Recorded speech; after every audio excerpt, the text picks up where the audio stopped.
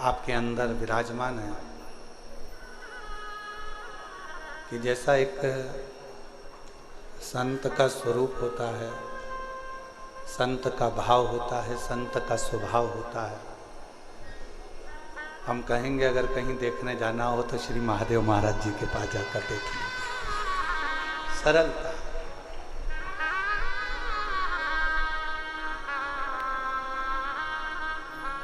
और ऐसा ही एक संत का भाव है, इसलिए ये क्षेत्र पूरे महाराष्ट्र में इतना प्रसिद्ध है।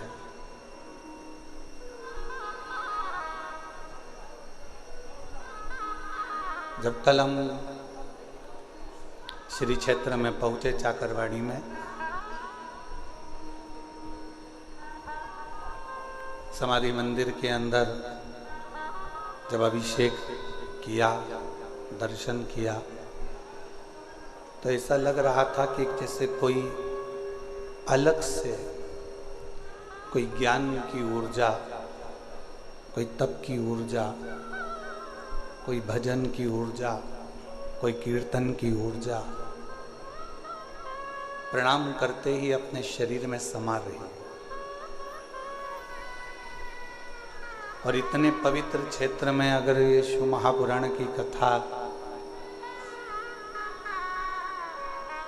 आप और हम अगर श्रवण कर रहे हैं, इतने पवित्र क्षेत्र में अगर ये पवित्र कथा का लाभ आप और हम ले रहे हैं, तो हमको तो लगता है कि सारी नदियों का जल एक जगह पर एकत्रित हो गया हो, ऐसा चाकरवाड़ी की कथा का क्रम रहे। और मैंने तेरे ही भरोसे बाबा, तेरे ही भरोसे हवा बीच उड़ती बाबा,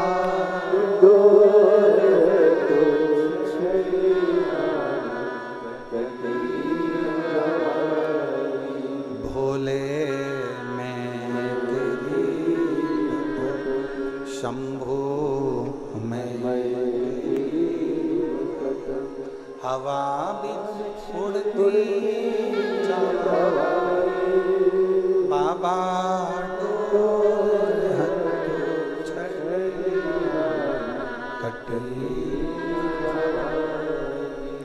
तो ये सिद्ध क्षेत्र में चाकरवाड़ी जिला बीड़ के अंतर्गत ये पवित्र कथा का लाभ आप और हम ले रहे हैं। और प्रदोष के दिन इस कथा का प्रारंभ हुआ है।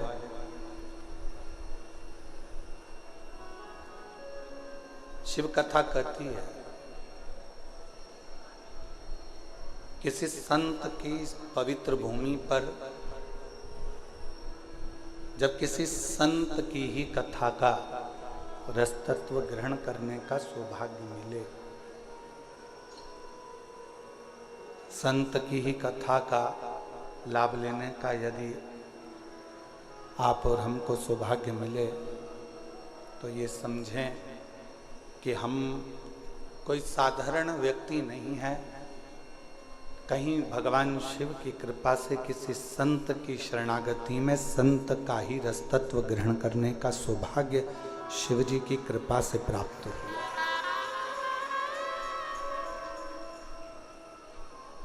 उसी की कृपा, उसी की करुणा, उसी की दया, उसी की कृपा, उसी की करुणा, उसी की कृपा, उसी की करुणा, उसी की दया है जो ये पवित्र कथा का लाभ आप और हम ले रहे हैं। अब इन 7 दिनों में अपने को करना क्या?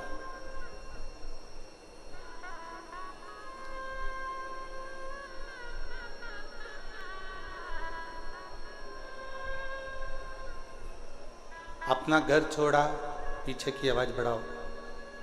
राधे, पीछे की आवाज बढ़ाइए, पीछे की, जहां जनता खड़ी हुई है।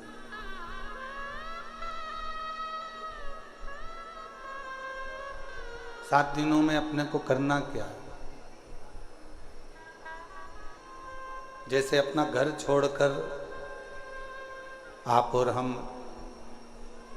भगवान की कथा में आकर बैठे हैं,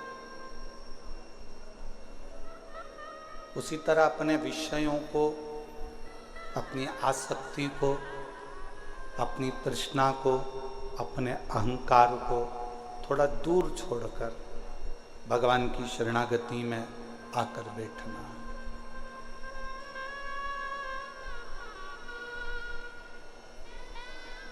शिवगण भृंगी पर आधारित ये शिव महापुराण की कथा होगी। और शिव जी का एक ऐसा गण है भृंगी,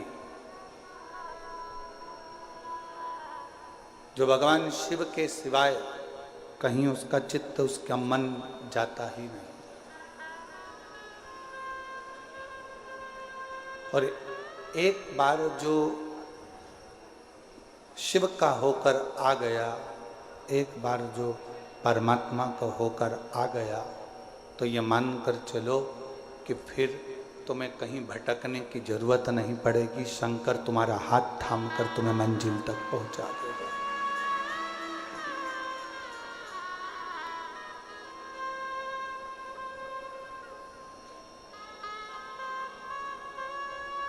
हमने कथा के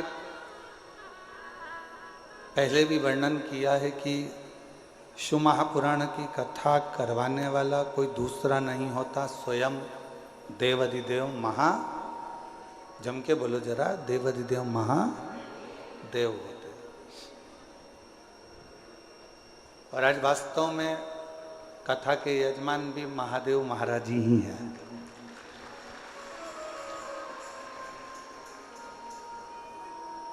कथा के करवाने वाले भी महादेव जी हैं और कथा बाचने वाले भी महादेव जी हैं और कथा सुनने वाले भी महादेव जी हैं। इस कथा को कोई दूसरा नहीं कर। अब आप और हम इसमें कितना ग्रहण कर सकते हैं,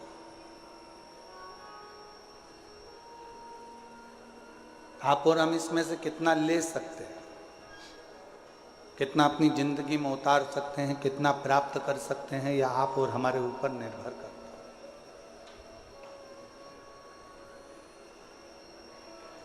महाराज, ज्ञान की पहचान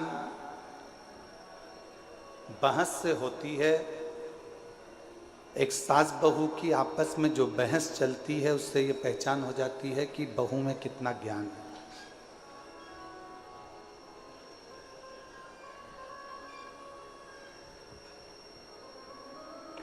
परिवार के किसी व्यक्ति की बहस चलती है तो उससे ये मालूम पड़ जाता है कि कौन के परिवार में कितना ज्ञान है।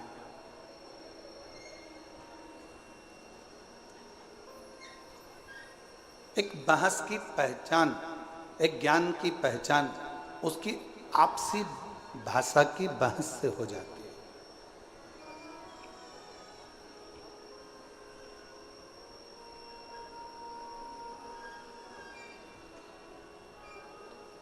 आप में कितना ज्ञान है ये आप किसी से तर्क कर रहे हो, वितर्क कर रहे हो, किसी से बातें कर रहे हो, किसी से बोल रहे हो, बहुत जल्दी पहचान में आ जाता है कि आपके अंदर कितना ज्ञान है, कितना ज्ञान भरा हुआ है, कितना ज्ञान आपके अंतर्गत समाहित है, कितना ज्ञान आपके अंतर्गत है।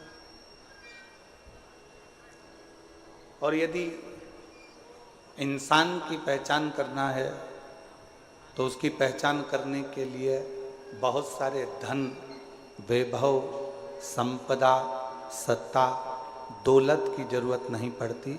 उसकी वाणी, उसकी बोली उसकी पहचान करा देती है कि उसमें कैसा इंसान है, कैसा व्यक्ति है और कैसा उसका व्यक्तित्व है।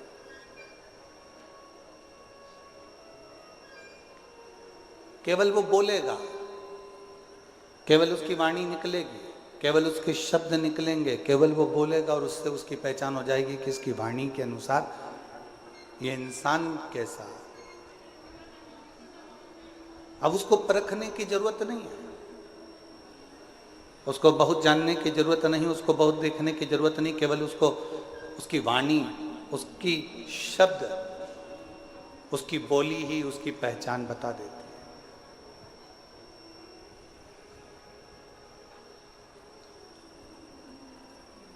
और शिव महापुराण की कथा कहती है, परिवार की पहचान किसी दूसरी चीज से नहीं होती, घर के संस्कार हमारे परिवार की पहचान बता देते हैं कि हमारा परिवार कैसा है। एक बच्चों का संस्कार,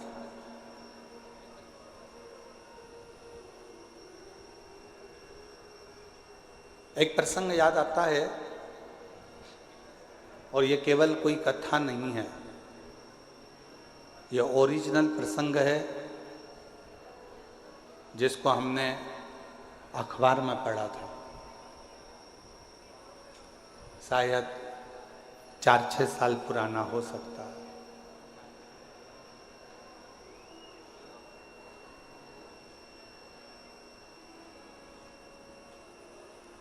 एक माता पिता ने अपने लड़के की शादी एक लड़की से पक्की कर दी।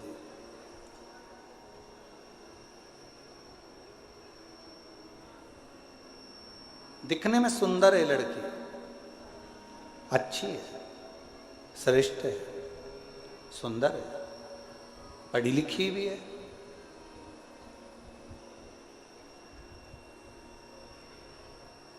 दिखने में उसकी सुंदरता भी है, पढ़ी लिखी भी है और अच्छी भी है। विवाह पक्का हो गया, सगाई हो गई, संबंध जुड़ गया। अब जो लड़के के पिताजी थे, उनके घर में कोई लड़की नहीं थी, तो जिस लड़की से उनका संबंध जुड़ा था उसको उन्होंने बेटी मान लिया। और बेटी माना और ये मन में विचार करा कि ऑफिस जाता ही हूँ, बीच में लड़की वालों का घर पड़ता है, कभी कभी चले जाया करूँगा, मिल के आ जाया करूँगा।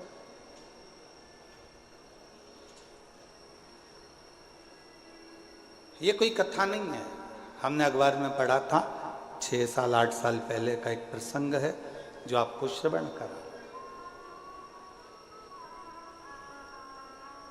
अब लड़के के पिताजी लड़की के घर जाते, कभी सुबह सुबह चले जाते तो माँ पोछा लगाती हुई दिखती, झाड़ू लगाते हुए दिखती। इतने में तुरंत लड़के के पिताजी ने लड़की की माँ से पूछा, आप पोछा लगा रही हो? उन्होंने कुर्सी दी, लड़के के पिताजी बैठे, लड़की की माँ झाड़ू निकालते निकालते झाड़ू को रखा, हाथ धोया, पानी लेकर आई, चाय बनाई, समधी जी को पिलाई, समधी जी ने चाय पी, पानी पिया। पानी चाय पीने के बाद में जब वापिस चाय पानी पीने के बाद में पुनः थोड़ी देर बाद वापिस चल दिए। शंभू शंभू शंभू, चाय पानी पीने के बाद वापिस चल दिए। फिर 2-3 दिन हुए, लड़के के पिताजी फिर आ गए। माँ उस समय पर बर्तन मांज रही थी।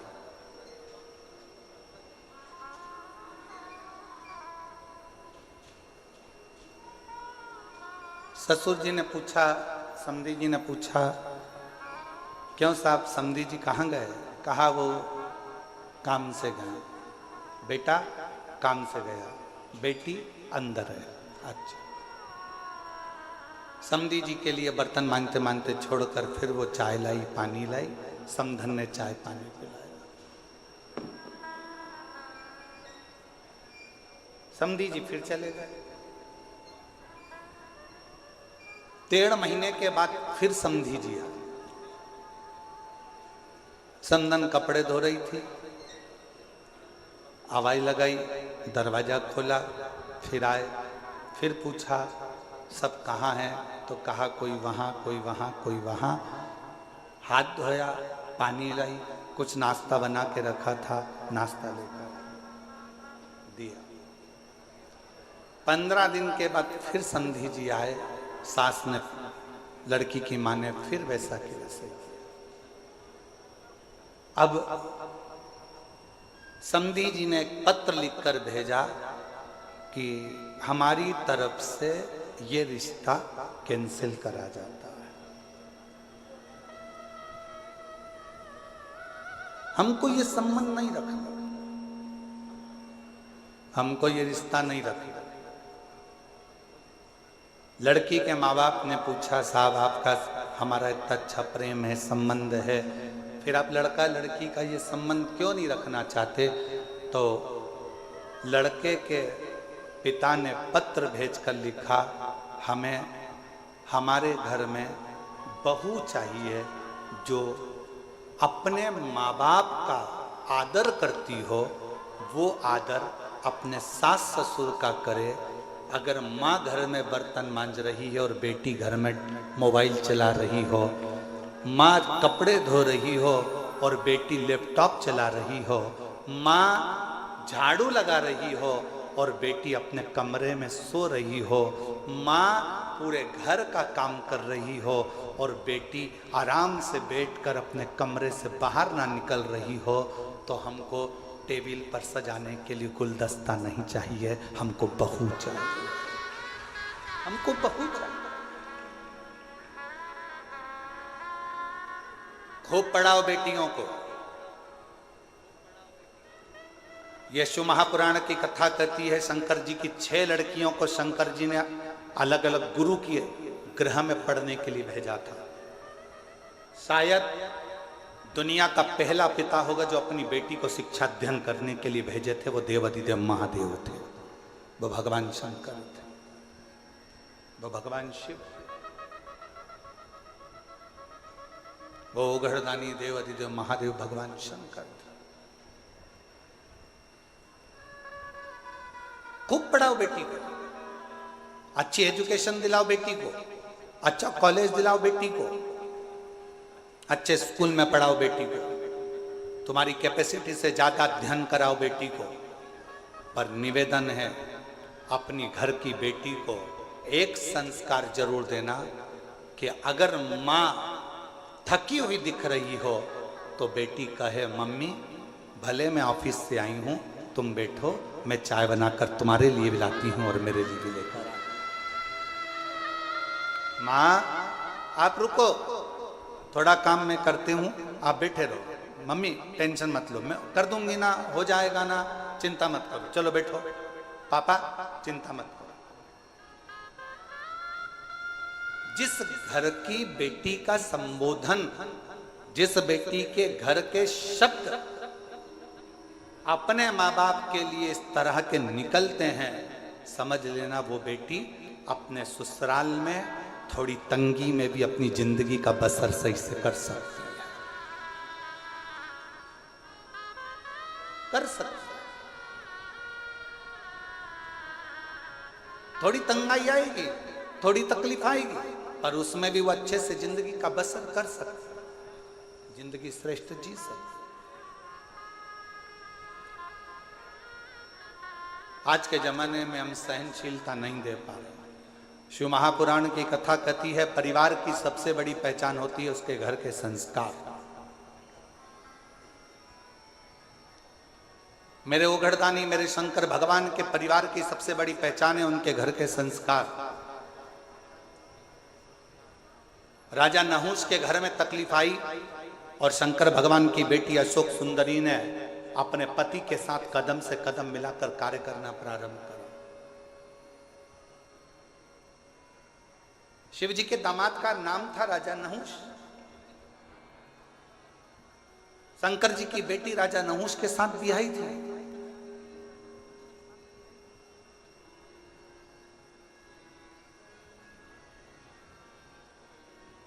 ऐसा नहीं है कि जिंदगी में मुसीबत नहीं आती। हम पहले भी कथा के माध्यम से आपको कहे थे, मंगल सूत्र गले में लड़की के इसलिए बांधा जाता है, विवाह के समय पर लड़का लड़की के गले में मंगल सूत्र इसलिए बांधता है क्योंकि मंगल सूत्र में एक जैसे दाने नहीं होते।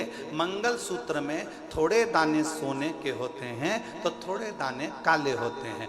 थोड़े दाने पीले होते हैं तो थोड़े दाने लाल होते हैं, थोड़े दाने पीले होते हैं तो थोड़े दाने काले होते हैं। लड़की के गले में लड़का शादी के समय पर मंगलसूत्र इसलिए बांधता है कि जैसे मंगलसूत्र में आधे दाने पीले, आधे काले, आधे सोने के, आधे मोती के होते हैं, उसी तरह हमारी जिंदगी एक जैसी नहीं चलती। शादी के बाद कभी खुशियां भी आएंगी तो कभी गम भी आएगा, कभी दुख भी आएगा तो कभी सुख भी आएगा। एक जैसा जीवन नहीं रहेगा। पर आखिरी में मंगलसूत्र में एक बड़ा सा पेंडिल होता है और शिव महापुराण की कथा कहती है जब संघर्ष के दिन, अच्छे और बुरे दिन निकलते निकलते थक जाते हैं, तब एक समय पर अच्छी जिंदगी का पेंडिल तुम्हारी किस्मत में आ ही जाता है। तुम्हें घबराने की जरूरत नहीं, तुम्हें घबराना।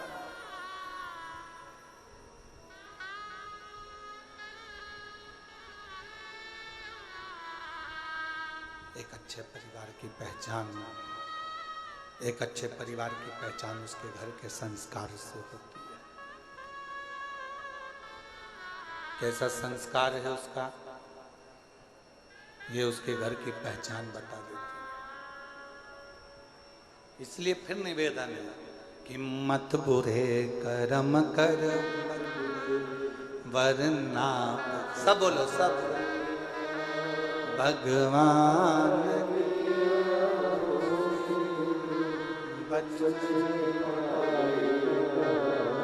तू बच नहीं, अरे ओ अज्ञानी मत करना, अरे ओ अज्ञानी तेरे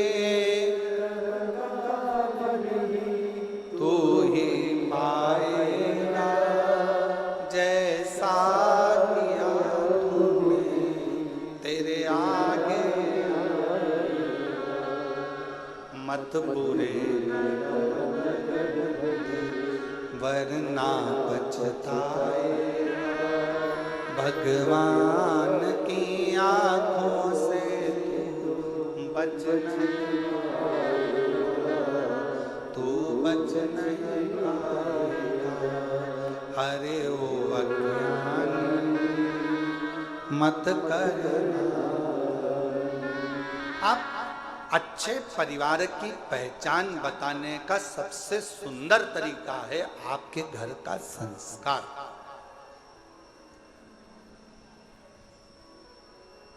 आपके घर का संस्कार कैसा?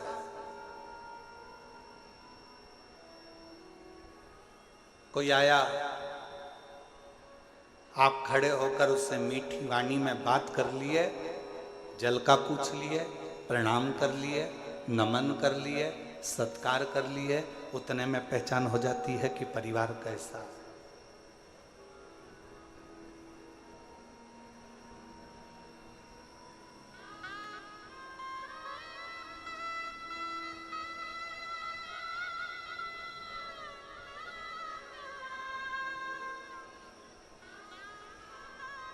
कौन बना रहा है भोजन,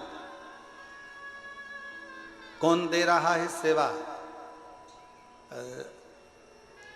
महादेव महाराज जी प्रणाम करते हुए कहूँगा आपको, हो सकता है कि घर के लोगों को लगे, कल हम जब आए और आने के बाद ऊपर कक्ष में गए, हम प्रसाद पा रहे थे तो हमने बच्चों से पूछा कि प्रसाद किसने बनाया?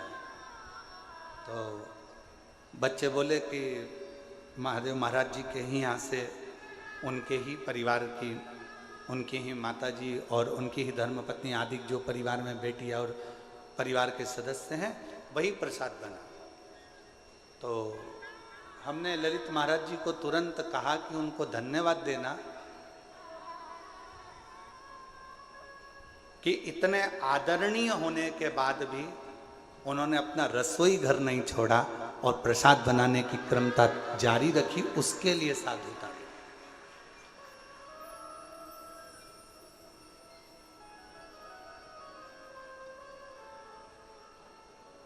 अन्नपूर्णा का घर जब अन्नपूर्णा खुद संभालती है ना, अन्नपूर्णा का घर जब घर की माँ स्वयं संभालती है ना, तो उस रसोई घर में रसोई का स्वाद स्वयं अन्नपूर्णा महारानी आकर देना प्रारंभ कर देती है, स्वयं मां देती।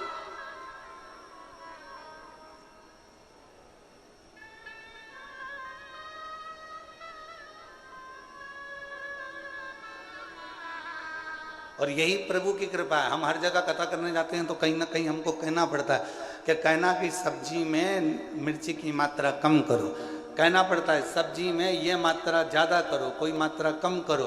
पर पहली बार प्रसाद पाने के बाद ये कहना पड़ा कि सारी प्रसादी अन्नपूर्णा महारानी ने बनाई है, सब प्रसाद अच्छा स्वीकार। कहना ही नहीं पड़ा। क्यों? क्योंकि घर की मर्यादा, संस्कार और घर के नियम ये मूल हो। और एक चावल का दाना देखा जाता है हंडी का कि चावल पका कितना है, पूरी हंडी कितनी पकी है। हमने तुरंत फिर ललित महाराज से कहा, अब ये विश्वास कहता है कि जब इतना सुंदर प्रसाद यहाँ बना है तो चाकरवाड़ी में जो कथा हो रही है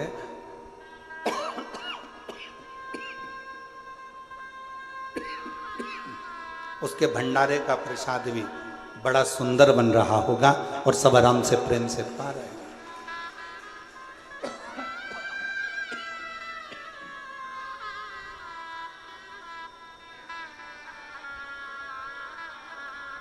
ये प्रेम बता देता है, ये आनंद बता देता है। शिव कथा कह रही है, भगवान शंकर का प्लेन जा रहा है, एकदम सूखा सूखा माई के गला पकड़ रहा है। शिव कथा कह रही है, भगवान शंकर का चरित्र कह रहा है, शिव तत्व कह रहा है, शंकर की कथा कह रहा है।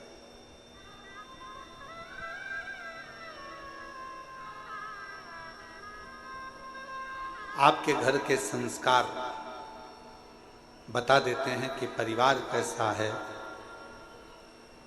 आपकी बोली बता देती है इंसान कैसा है, आपकी बहस एक दूसरे के प्रति तानाकसी बता देती है कि आपका ज्ञान कैसा है।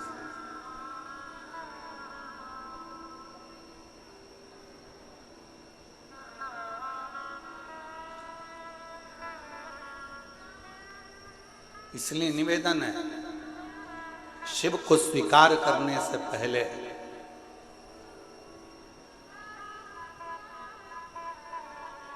शिव को स्वीकार करने से पहले सदगुरु श्री संत ज्ञानेश्वर माउली जी की इस पवित्र धरा से कहूं मैं आपको कि शिव को स्वीकार करने से पहले अपने भीतर के अहंकार को, अपने भीतर की अभिमतता को, अपने भीतर के अहम को तुम्हें दूर फेंकना पड़ेगा। तब आपके भीतर शिव तत्व प्राप्त कर सकते, तब शिव को अपने अंदर आप बिठा सकते। कितना कठिन। देवराज नामक का ब्राह्मण कुल में जन्म ले लेता है, ब्राह्मण कुल में पैदा होता है, ब्राह्मण कुल में रहता है, ब्राह्मण के घर में जन्म लेता है, ब्राह्मण के कुल में जन्म लेता है और आखिरी में वो अपने पथ से भ्रष्ट हो जाता है।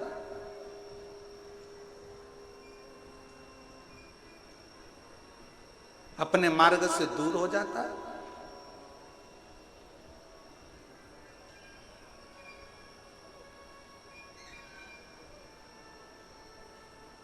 जरूरी नहीं है। एक साधारण से परिवार में चर्मकार जी के घर में भी एक बालक जन्म लेते हैं, संत श्री रविदास जी महाराज। चमड़े का जूता बनाते बनाते भी संतों की श्रृंखला में प्रथम गिनती में आ जाते हैं, वो संत श्री रविदास जी हो जाते हैं।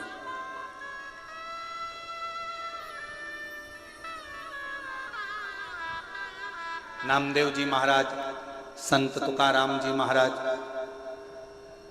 मुक्ताबाई, रामकृष्ण परमहंस जी, चैतन्य महाप्रभु जी, सबके चरित्र का स्मरण तो करिए।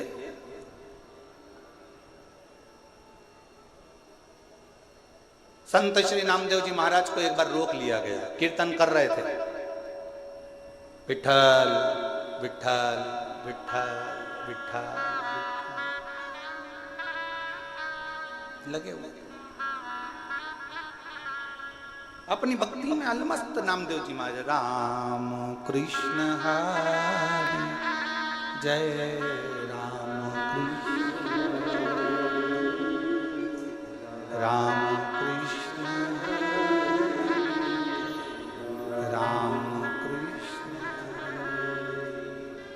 राम कृष्ण हरि जय राम कृष्ण हरि राम कृष्ण हरि जय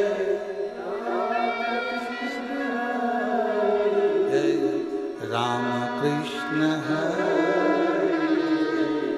राम कृष्ण राम कृष्ण राम पावन पावन नाम राम कृष्ण हरि पावन पावन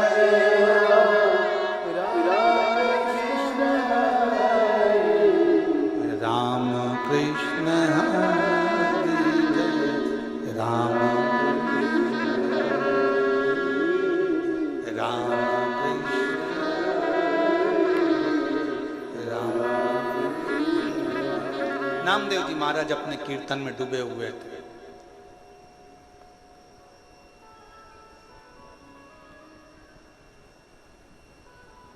जो भगवान को मानता ही नहीं था, जो कभी भगवान पांडुरंगा को जानता ही नहीं था, जो कभी हरि विठ्ठल का स्मरण करता ही नहीं था, जिसने कभी मंत्र जाप नाम जाप कीर्तन किया ही नहीं था,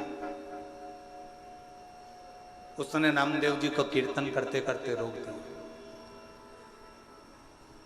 एक बार रोका, नामदेव जी महाराज नहीं रुके, वो अपनी मस्ती में गुनगुनाते रहे, राम कृष्ण हरि राम राम कृष्ण हरि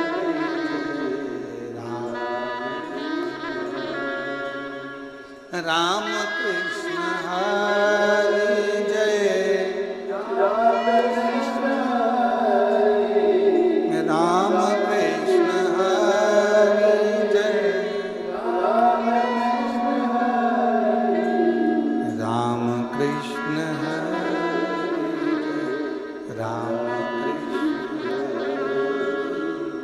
राम कृष्ण राम। फिर रोका नामदेव जी महाराज को, और जैसे नामदेव जी महाराज को रोका तो नामदेव जी महाराज अपनी कीर्तन में डूबे।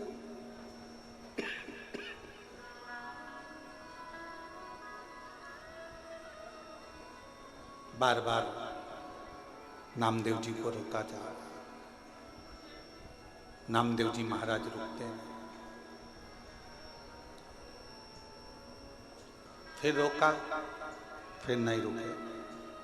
आखिरी में नामदेव जी महाराज थोड़ी देर स्तुप्त होकर खड़े हो गए, हाथ में वीणा और करताल।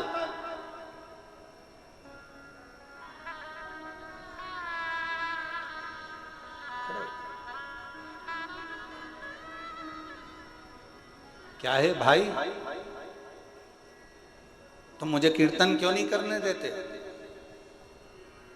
मेरे कीर्तन करने से तुम्हें तकलीफ क्या है?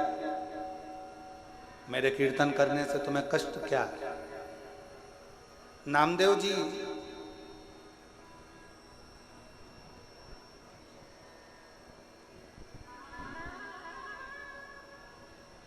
भगवान कभी दिखता ही नहीं है, तो फिर कीर्तन किसका कर रहे हो? नामदेव जी बोले, भगवान भले ना दिखे पर भगवान हमारे अंदर, तुम्हारे अंदर, संपूर्ण जगत के अंदर मेरा पांडुरंगा हरि विठ्ठल समाहित रहता है। हरेक के अंदर मेरा पांडुरंगा हरि विठ्ठल सब में समाहित रहता है, सब में समाहित। हम कैसे मान सकते हैं? नामदेव जी ने एक लोटा पानी मंगवाया, एक डब्बी नमक मंगवाया, सामने वाले व्यक्ति को दिखाया ये क्या है? नमक। ये क्या है? पानी। नमक लिया 2 चम्मच, सामने वाले से नामदेव जी ने पूछा ये क्या है? नमक। पानी में डाल दिया। फिर नमक लिया, पूछा ये क्या है? नमक। पानी में डाल दिया। नामदेव जी महाराज ने पानी को चम्मच से हिला दिया, घोल दिया। अब नामदेव जी महाराज ने पूछा बता इसमें नमक कहां गया? सामने वाले ने कहा कि इसमें नमक तो घुल गया, नमक इसमें चला गया। अब तो इसको उकाल ले, गरम कर ले, तपा ले, तो भी इसमें नमक मिला की मिला ही रहेगा। नमक दिखता नहीं है, पानी में घुल जाता है। उसी तरह मेरा हरि विठ्ठल भी दिखता नहीं है। जब मानव जन्म लेता है उसमें शिव तत्व समाहित घुला हुआ होता है। परमात्मा उसमें घुला हुआ, परमात्मा उसमें समाया।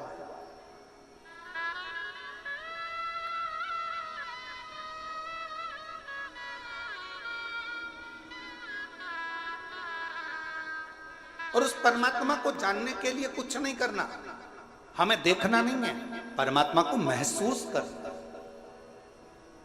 भगवान हमारे अंदर है कि नहीं, इसको महसूस करने के लिए ही हमारा कीर्तन, भगवान का मंत्र जाप, शिव महापुराण की कथा, भगवान का स्मरण, भगवत नाम, भगवान की कथा, ये सब हो।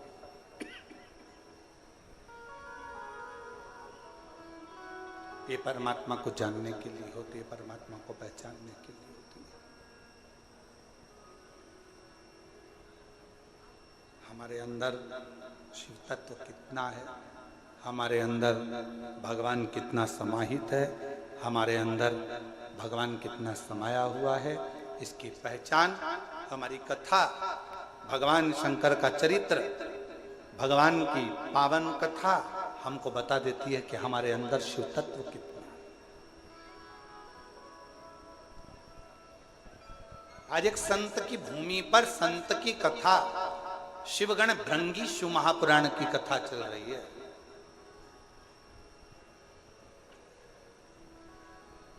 और कितना विचित्र शिव भक्त होगा, जरा विचार करिएगा। जिसने वर में मांग लिया था भगवान शंकर से कि अगर कोई पत्ती भंवरा झूठा भी कर दे तो तुम स्वीकार कर लेना, कोई पुष्प यदि भंवर भ्रमरा झूठा भी कर दे तो तुम स्वीकार कर लेना। और कितनी बड़ी शिव भक्ति होगी, जरा विचार करिएगा। भगवान को चढ़ने वाला फूल अगर धो लिया जाता है, उसको धो देते हैं, तो भगवान उस फूल को स्वीकार नहीं करता। भगवान को चढ़ने वाला फूल पेड़ पे से टूटता है और टूटा हुआ फूल भगवान को चढ़ता है तो भगवान स्वीकार करते हैं, पर धोया हुआ फूल भगवान स्वीकार नहीं करते, क्योंकि वो भंवरे का झूठा होगा तो शिव को स्वीकार।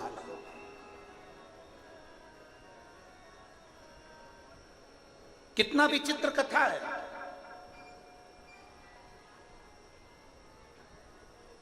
फूल को कब तोड़ा जाता है? जम के बोलो जरा। भगवान को चढ़ने वाले फूल को कब तोड़ा जाता है? नहाने के बाद कि नहाने के पहले? बोलते जाओ, उत्तर दो जल्दी। चाकरवाड़ी में बैठे हो, जरा अच्छी दमदारी से उत्तर दो। महाराष्ट्र वाले इतने धीमे बैठे रहेंगे तो हो गया कल्याण पूरे देश का। सारी बुलंद आवाज तो महाराष्ट्र से ही गूंजती है, जैसे छत्रपति संभाजी के लिए गूंजी थी।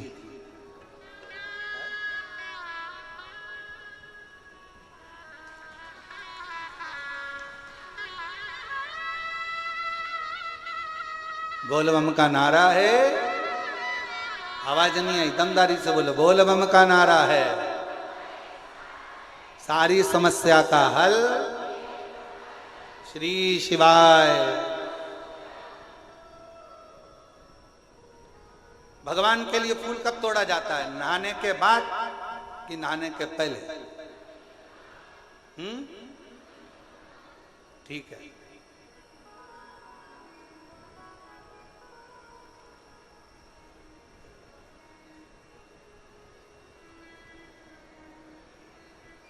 चलो अब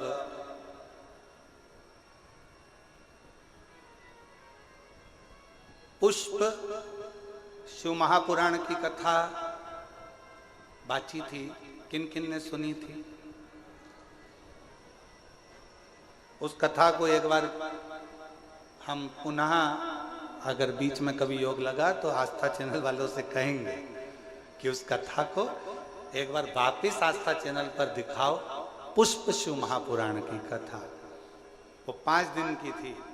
उसमें पंच पुष्प का वर्णन किया था कि पुष्प, कौन सा फूल जमीन पर गिरा हुआ भी मेरे भगवान स्वीकार कर लेते हैं, कौन सा पुष्प जहरीला है जो किसी देवता पर नहीं चढ़ता वो भगवान स्वीकार कर लेते हैं, कौन सा पुष्प जिसको कीड़ा भी चख ले, भंवर भी झूठा कर दे, जिसको खंडित भी किया जाता है तो भगवान स्वीकार कर लेते हैं। कौन सा पुष्प?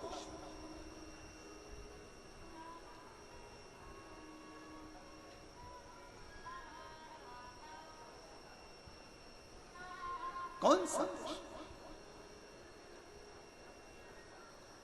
शिव कथा कह रही है भंवर का झूठा, भंवरे का झूठा स्वयं भृंगी ऋषि ने, भृंगी बाबा ने भगवान शिव से अगर कोई वर मांगा था तो यही मांगा था कि भंवरे का झूठा भी अगर कोई पुष्प है, भ्रमर का झूठा भी है, और कोई स्नान करा नहीं करा, कोई नहाया नहीं नहाया, और हे देवादिदेव महादेव, उसने अगर तुम्हारे लिए डाली में से पुष्प को चुन भी लिया ना तो उसके पुष्प को आप स्वीकार जरूर करना। शंकर ये नहीं देखते कि तुम स्नान कर कर पुष्प तोड़े।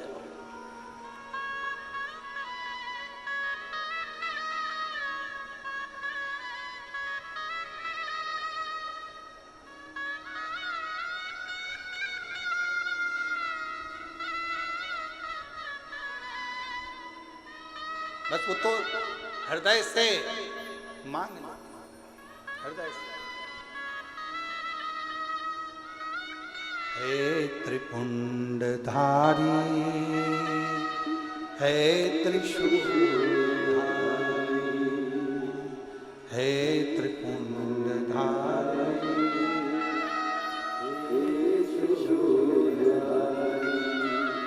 अपनी शरण में हमको अब ना लीजिए, अपनी शरण में हमको हे ना लीजिए,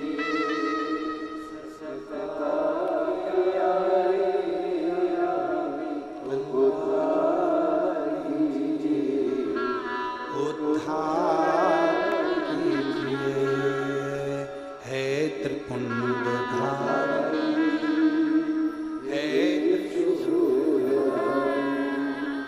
चरणों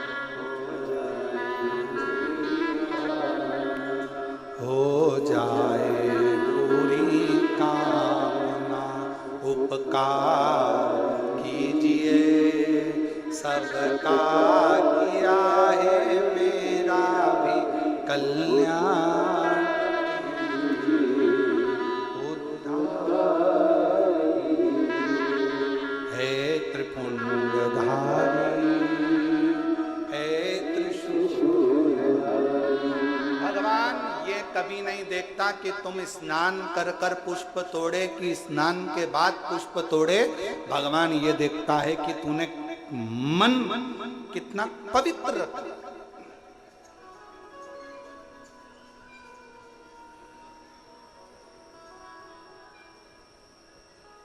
अब एक उत्तर दो चाकरवाड़ी वालों साहब, ए बीड़ जिले की जीजियों और जितने मेरे जीजा बैठे हैं सब उत्तर देना, बेटियां बेटे सब उत्तर देना, मेरी माएँ भी उत्तर दें, मेरे बाबा भी उत्तर दें। मरने से पहले भगवान का नाम लेना जरूरी है कि नहाना जरूरी है?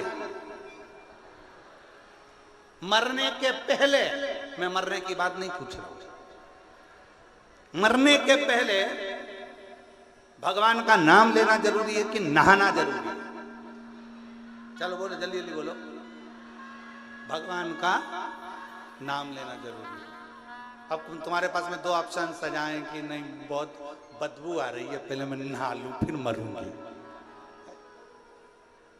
राम नाम बाद में लूंगी, कृष्ण नाम बाद में लूंगी, शिव नाम बाद में लूंगी, भगवान का नाम बाद में नहीं।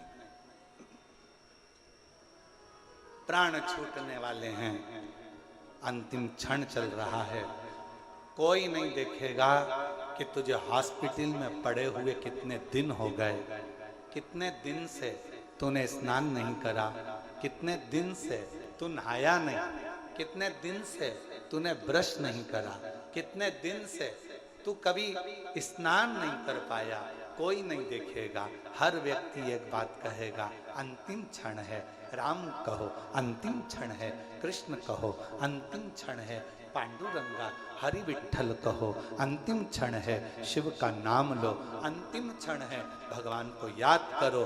कोई नहीं कहेगा 8 दिन पहले नहाया था अभी तक नहाया नहीं, मरेगा तो नरक जाएगा, बैकुंठ जाएगा कि नहीं जाएगा, कोई नहीं कहेगा।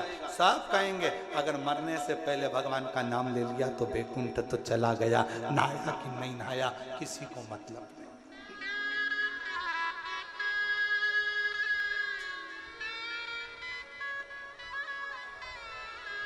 कोई नहीं जाने।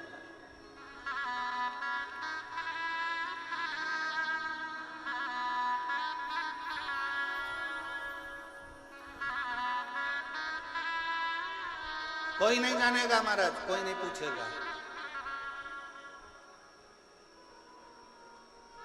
यहां सब शिव के होकर शिव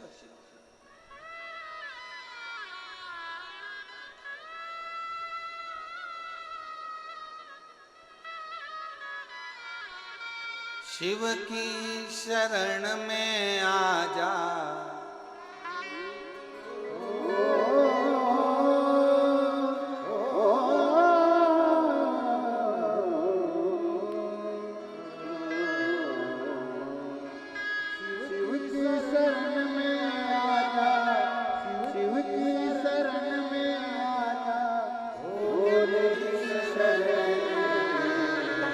एक बार आजा आजा शिव की शरण में, एक बार आजा आजा शिव की शरण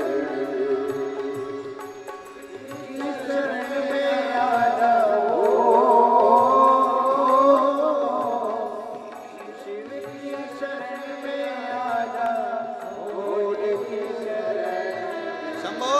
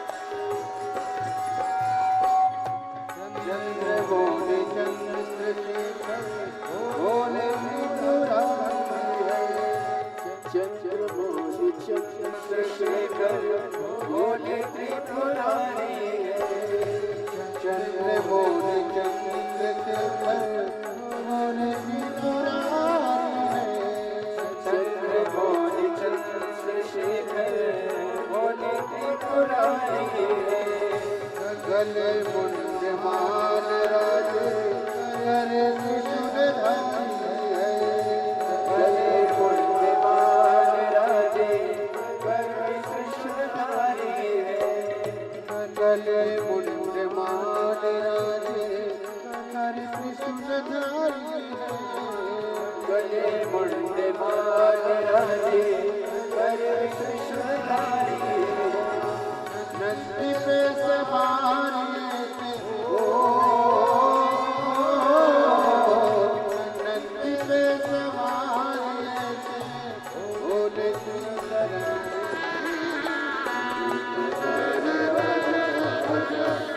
भोले की शरण भोले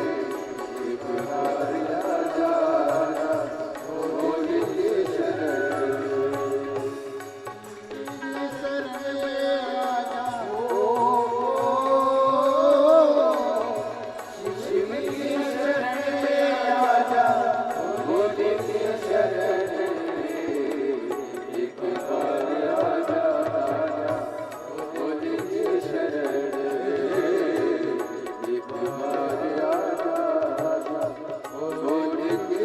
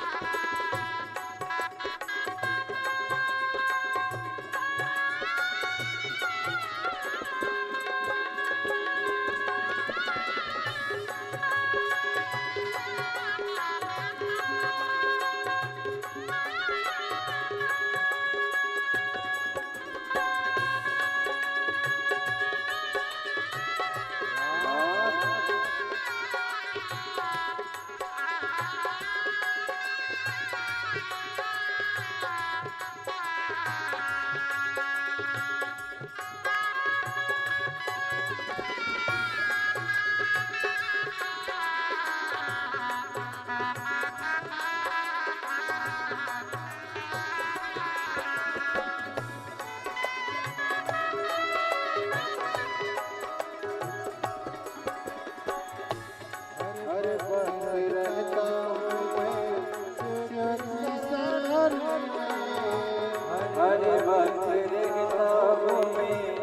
शिव की शरण में। भोले बाबा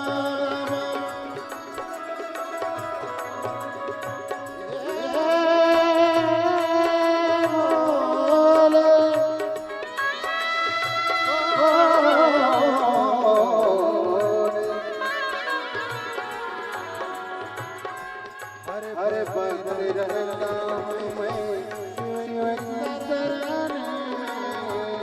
हरे भक्त रहता हूँ मैं शिव की शरण में। दुख रे सुनाता हूँ मैं शिव की शरण में। दुख रे सुनाता हूँ मैं शिव की शरण में। कष्ट सुनाता हूँ मैं शिव की शरण में। कष्ट सुनाता हूँ मैं शिव की शरण में। दुख दूर होते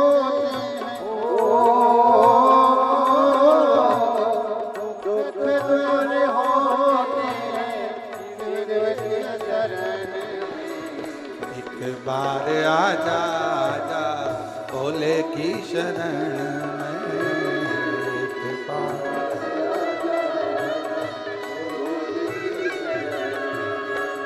शिव की शरण में आ जाओ,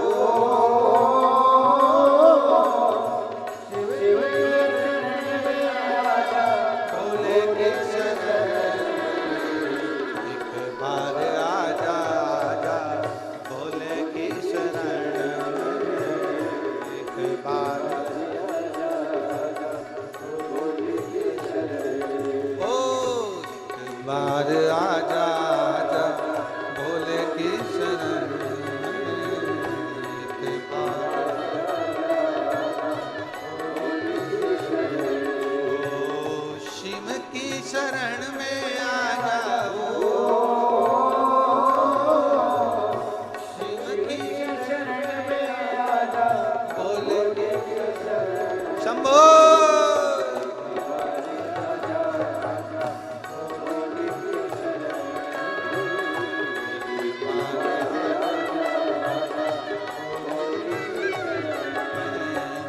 चंद्रमौली चंद्रशेखर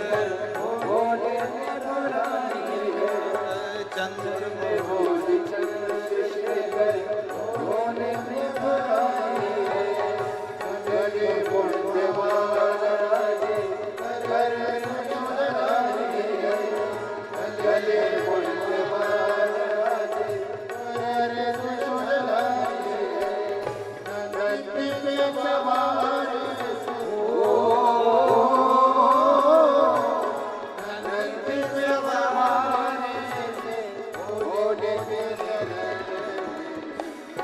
बार आजा, आजा भोले की शरण एक बार आजा, ओ एक बार आजा, आजा भोले की शरण एक बार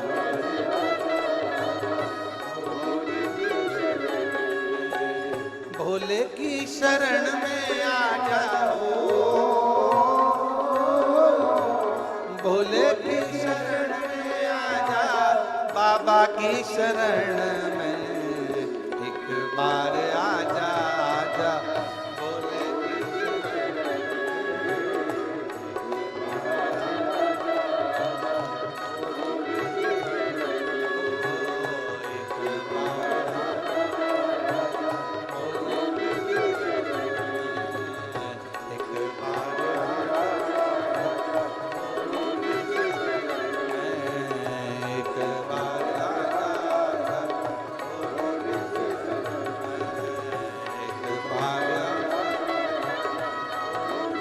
हार हार महा